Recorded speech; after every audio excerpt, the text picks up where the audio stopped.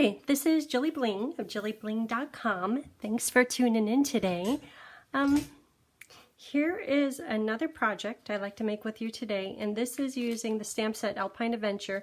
This is part of the traveling box, so there's going to be 3 cards in the traveling box. One with the snowshoes. You know what? I think I have the other ones here. Oh, here we go. Snowshoes. Also in there is sled. Also is the this sled in the shape of an evergreen.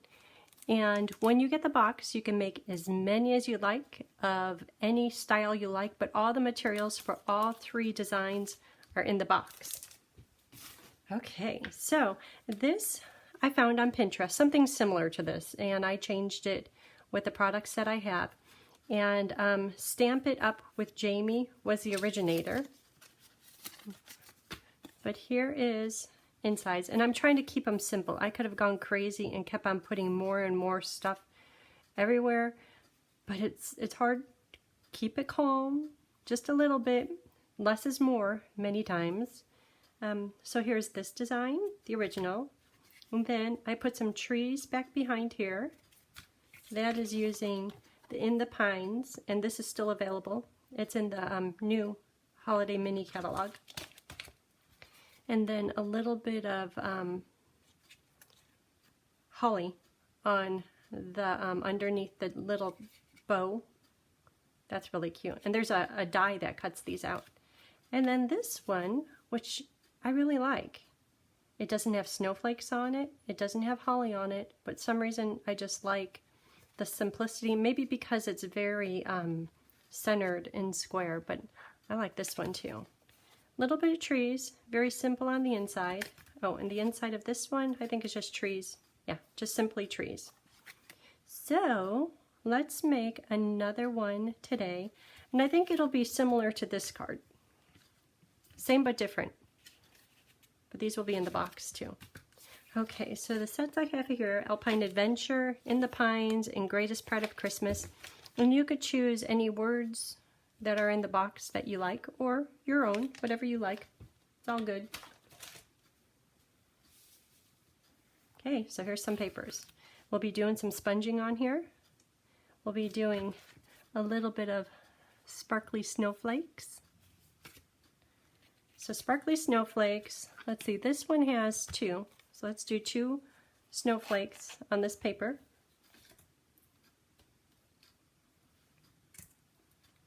And the snowshoes, let's do that.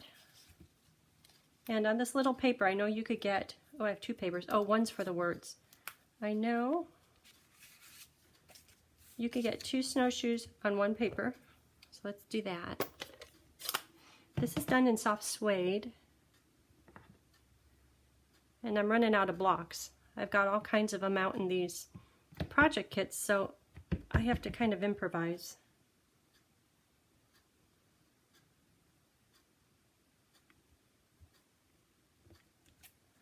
Snowshoe 1.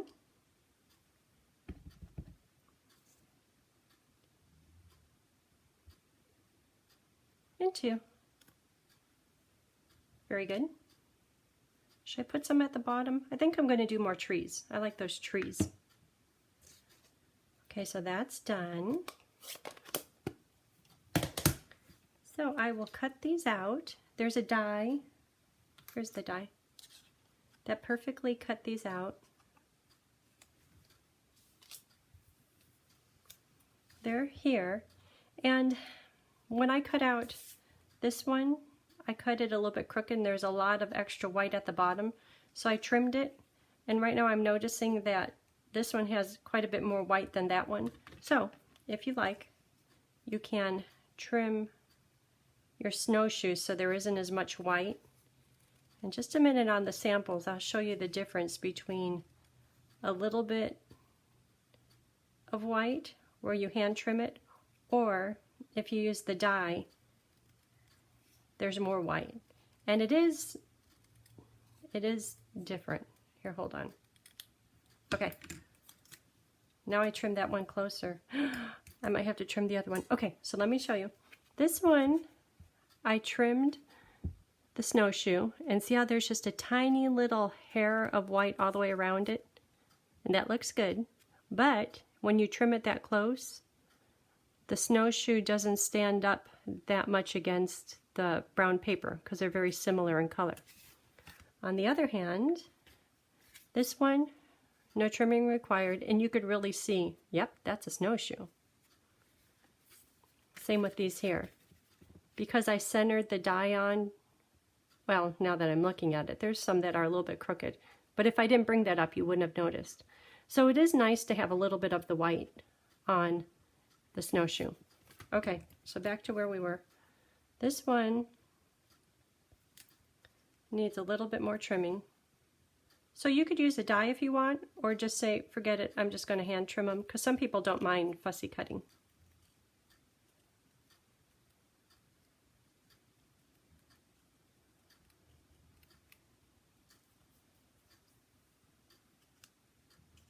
I just want it to be equal all the way around.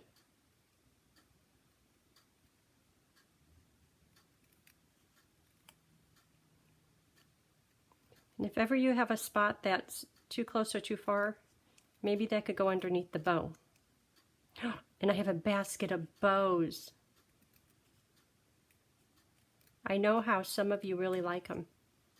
Others, you're good at doing bows, so you don't care. It's great, you got it done? Cool. Yeah, I didn't cut those that good. Don't tell anyone. When you look at the sample, you'll go, yeah. Okay, so what do we have here? This little paper is for the words. I'll put words on. Which words? Season's greetings. I'll do that in cherry.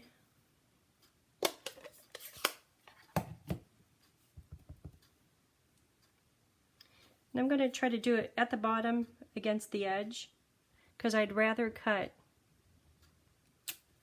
two pieces, two edges, rather than the whole thing. And you could trim it however close you want. When you look at the sample, some of them are really close to the edge. This one has a little bit of a border. What about these? I think the season's greetings. Yeah, that one's a little bit closer. It's really close here. Okay, so with my paper cutter, I'm going to trim this into a rectangle. Okay, got ink on me already. You know, because I cut these, the white not so good. Let's see what this does. Ha ha ha. That covers up the white that I didn't cut. So, you can sponge if you want. Who knew? Look at that. Much better. Here, I'll put it up close. This worked out. I didn't plan that. Can you see the difference? Sponged, not sponged? Yeah. But I think this will only work if you hand trim it and you have just a little bit of a white edge.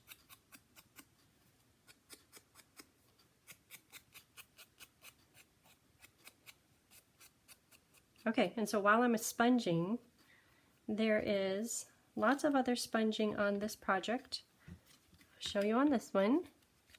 So, the designer paper is sponged around the edge. White is not sponged. This layer of cherry cobbler is sponged. The paper base sponged. Words not sponged. On the inside, it looks like just this soft suede layer is sponged. Okay. This one, yes, yes, no. And again, just the suede. This one, designer paper, top cherry, not card base, and just the suede. So, anything you like. So this one, I think, I'll sponge this piece. So when you're doing the sponging, if you can, hold on to just the little handle, because see, all of this sponge area is going to do the work. This week's project, I saw a lot of people really pinching it and pushing hard, and look what you do to the sponge tip. When it's full like that, you get better results. feel free to experiment, see what you like. And when I'm sponging, I like to hold the paper and then just brush down at, what is that, like a 45-degree angle. And the less ink that's on the sponge, the softer your sponging will be. And I know it's a little bit hard to see on this cherry paper. And I did kind of wrinkle the paper, but because there's going to be so many layers over the top, you won't notice. Maybe I'll do nothing on the inside. I will do this piece of designer paper. So this project, I'm going to purposely try to have it really light sponging, but you know what? The ink is gone. Hold on. Suede.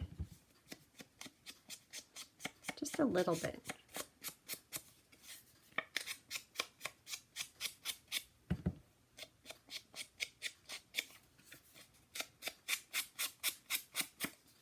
Oh, and when you're sponging, hindsight, if you can, take in an old piece of paper to do the sponging. And the reason for that is sometimes the sponge, crumbles of it come off, and of course they're loaded with ink. And if you have crumbles of ink loaded sponge, tiny little pieces, guess what it's going to do to your white papers? Yeah, make them dirty. Okay, that's enough sponging. So, done with this.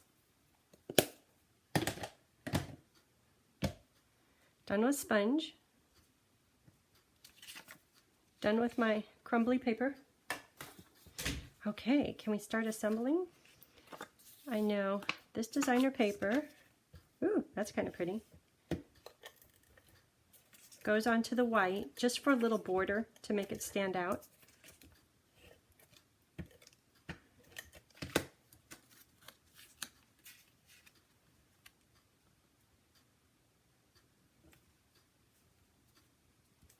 Okay, and then this gets put onto the card top. Uh-oh. Okay, it's gone.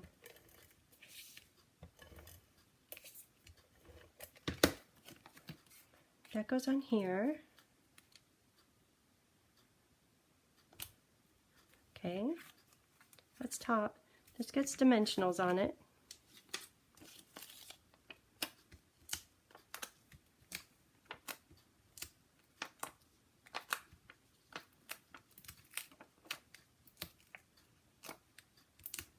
Okay, and paper base gets folded in half.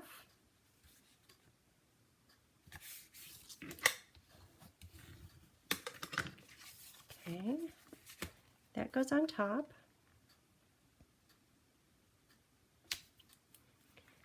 So, how should I do the layout of this one? I want to do it somehow different. That's kind of cute. Oh, I like that. This is the die for the little leaves. And there's one set that has detail, one set that has solid. And I thought, well, that's interesting. That would look funny if I grouped them together. But what you do, let me find that one. I have the pieces here. I'll show you in a minute again. Is you just layer them on top of each other. And then the little holly has some detail. Clever people. So here are two little pieces. You know what? I might put these on. I don't know if I should put glue on the detail piece or the solid. I'll just put it around the outline. Okay, I'm going to get gluey.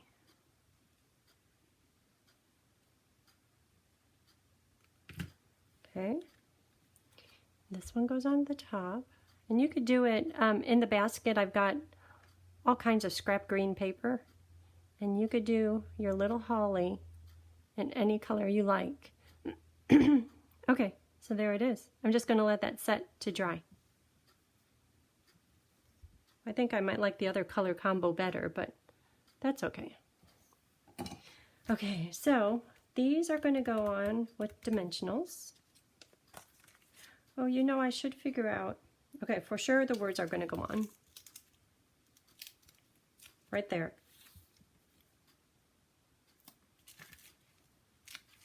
I could tell it's morning. I have coffee in me. I'm a little shaky. Okay, words. Now this is going to go here. So I'm going to use this new ribbon, Real Red, sheer ribbon.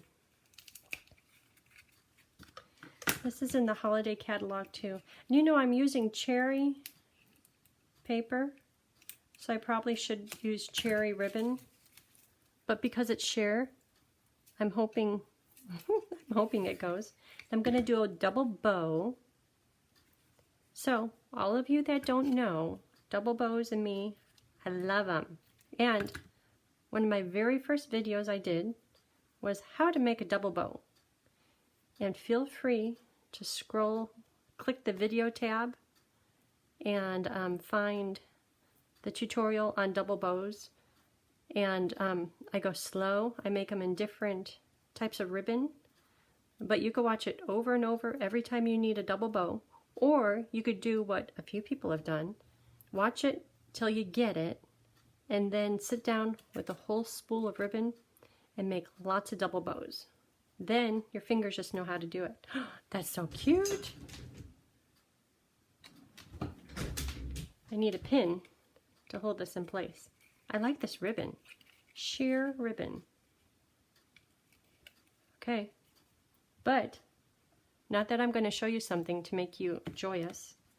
There might be a few already done, and you're welcome to get into these too. Isn't that beautiful? Ooh. Okay. So back to where we were. So the ribbon red, it just looks a little bit brighter than the cherry. And if that bugs you, choose a different ribbon. That's fine. I have to clean up the ends. Make them equal. Everyone needs a good pair of snips. If you don't have them, I'll list them on my blog as supplies used. Okay, so that's going to go here. This is going to pretend hold these together. Oh, the holly will be coming from underneath right there. But where are the snowflakes going to go? This is very centered. And the snowflakes will not be very centered. Just because. That would be too centered. How's that? I like that.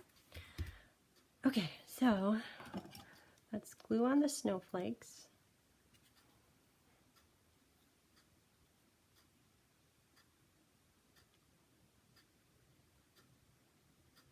And it doesn't have to 100% be stuck down, just some of it so it won't come up off of there. I'll push that down in a minute. I'm letting the glue absorb into both the papers, snowflake paper and designer paper. Then I'll smush it down.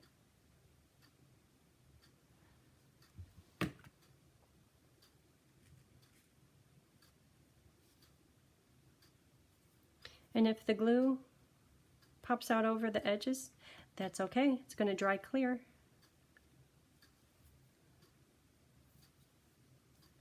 Okay, and now, how about attaching the snowshoes? Those can get dimensionals.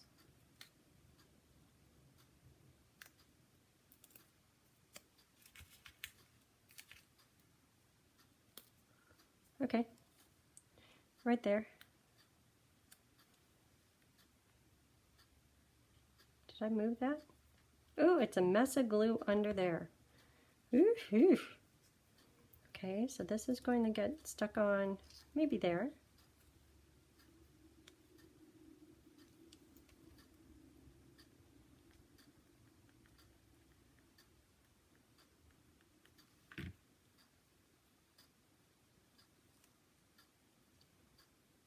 Okay? And the bow will get a glue dot. I don't think the glue would hold the bow. So when you're Stampin' Up! Glue dots, if you can, keep in mind that the glue dot is on the base. It's not on this piece. If you buy dimensionals or glue dots elsewhere, the glue dot is on the underside here. And why do I say that? Because a lot of people take this and they pull it and they're looking for the glue dot on here, which exposes all these, which kind of makes the inside of the project box be full of glue dots that are unused. Just saying. Okay, glue dot. And if ever your little bow is a little unruly, or these little tails are going in the wrong direction, you can take another glue dot on the tip of your scissors, and I want this part to lay down a little bit more.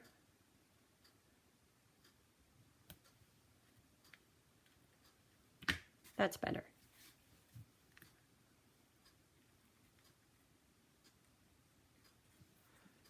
Well, you kind of don't see the holly. And that one's behind there. Okay, at least you see half of it. It's sheer ribbon, so you can see through it. Okay, so for the inside, Season's Greetings. What should I put in there? How about keeping it simple, thinking of you? Now do that in cherry.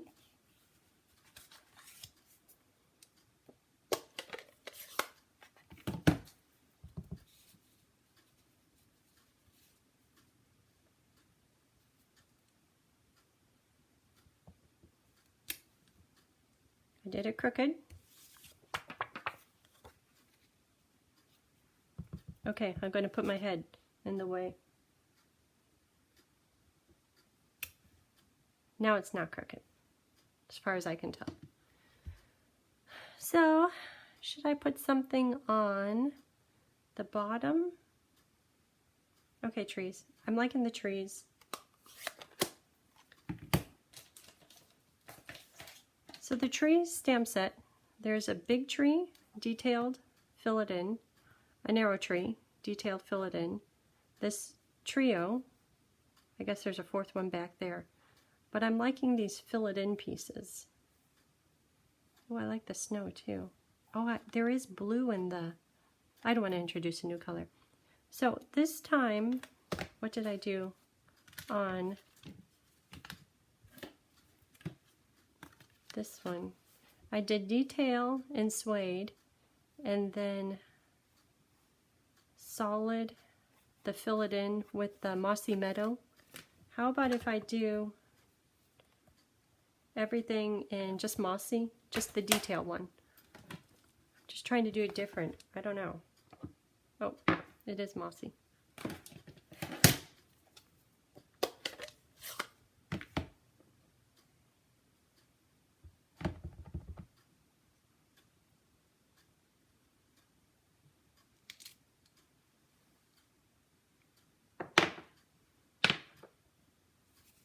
Maybe a big one over here on this side. Is that detailed? Yeah.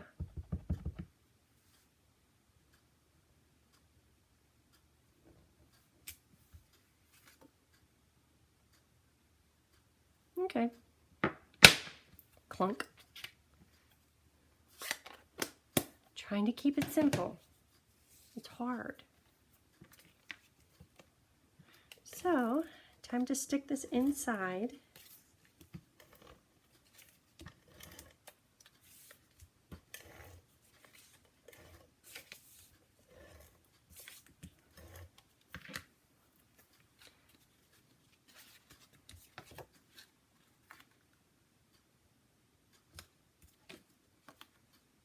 Oh, that looks good.